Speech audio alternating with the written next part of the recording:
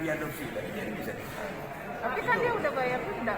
Itu lain itu nanti. Ini maksud saya yang soal penahanan. Iya, yang depan. Malam di depan nih Pak, saya nama TV.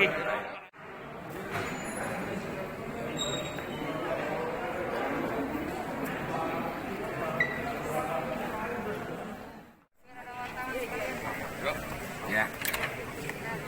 Apa yang mau tanya? Gimana Pak tanggapannya Pak? Turun dikit Pak. Oke. Gimana tanggapannya Pak? Iya. Saya berpendapat sebagai pengacara Habib Rizik ya. Yang tentang objek permasalahannya adalah acara undangan Maulid Nabi dan acara undangan pernikahan yang diatur dalam pasal 93 Undang-Undang Kekarantinaan, lex spesialis. Selanjutnya digabungkan dengan pasal 160 itu undang-undang generalis, undang-undang umum. Maka saya berpendapat di sini. Ini pendapat saya dan analisa saya. Putusan hakim tunggal ini sesat, menyesatkan karena menggabungkan antara lex spesialis dengan birokrasi generalis. Jadi undang-undang khusus dimasukkan diadopsi kepada undang-undang umum. Itu dilarang oleh azas sejak zaman dahulu kala. Jadi tidak bisa peristiwa di dalam pidana khusus dimasukkan dalam pidana umum pasal 160 sehingga orang itu bisa ditahan. Pasal 160 ini KUHP ya, tentang berkerumunan pasal 93 Undang-Undang Karantina. Nah, menurut teori hukum selama ini, apabila ada beberapa peraturan perundang-undangan yang disangkakan pidana kepada seorang, maka diambil antara delik umum dan delik khusus. Maka yang diambil delik khusus, delik spesialis. Delik umum dikesampingkan, tapi ini enggak. Delik spesialis dikesampingkan, dimasukkan delik umum, sehingga unsur penahanan pasal 160 dinyatakan sah. Ini putusan sesat namanya. Sesat. Langkah hukum selanjutnya Pak? Ya. Langkah hukum selanjutnya apa Pak?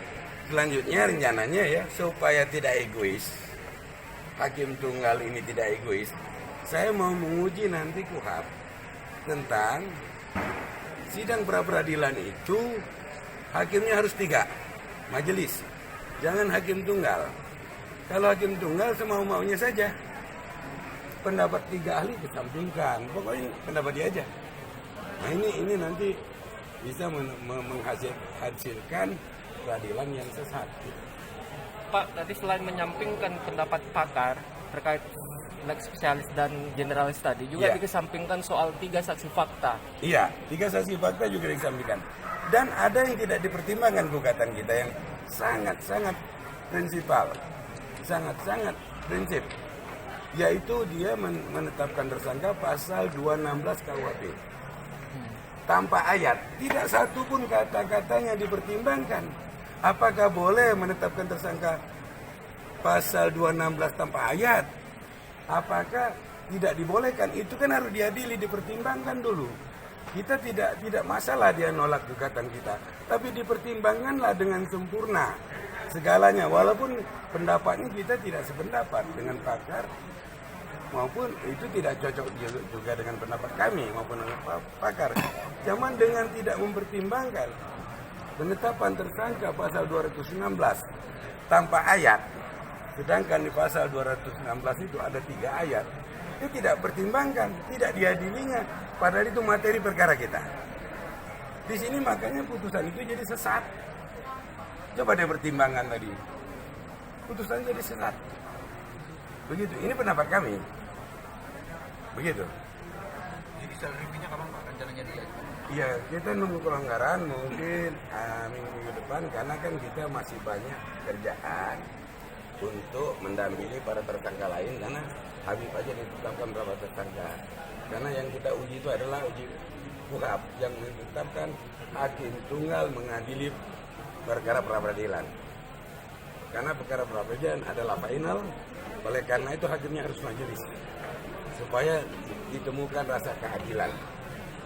Bang, nyangka nggak sih bahwa pengadilan akhirnya menolak dari awal? Ya, Sempat menyangka kan?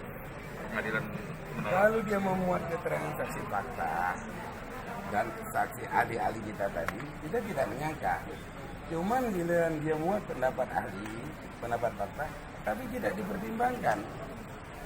Kemudian yang paling fatal, ya, dia tidak mempertimbangkan keberatan kita penetapan tersangka Habib Rizik pasal 219 yang tanpa ayat. Semestinya dipertimbangkan, boleh tanpa ayat gitu. Ya, penetapan penyidik menetapkan tersangka tanpa ayat boleh saja gitu. Supaya kan timbul jurisprudensi baru. Kalau yang dulu tidak boleh. Jadi ada jurisprudensi baru nanti. Pertimbangan hakim tunggal kan gitu. Tapi dengan tidak dipertimbangannya itu tidak adil. Bang akan segera disampaikan ke Habib sendiri hasil putusannya ini. Jelas kita sampaikan.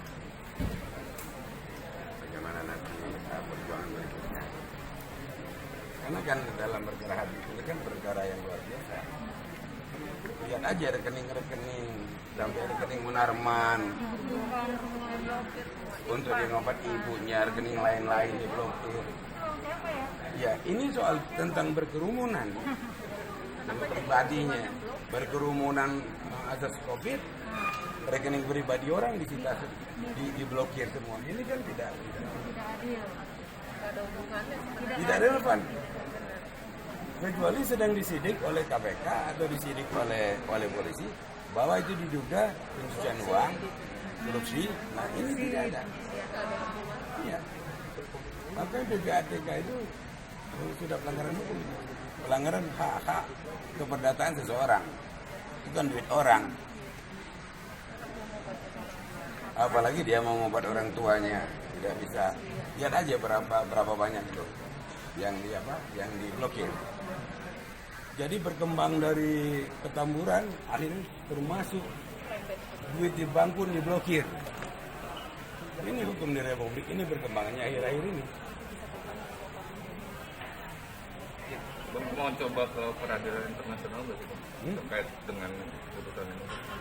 Kalau putusan ini tidak bisa di internasional karena dia bersifatnya final. Karena putusan pra peradilan ini masih hak yurisdiksi Pengadilan Negara Republik Indonesia. Yang bisa ke internasional itu tentang peradilan HAM yang pembunuhan itu. Nah itu bisa. Kalau di sini nggak bisa.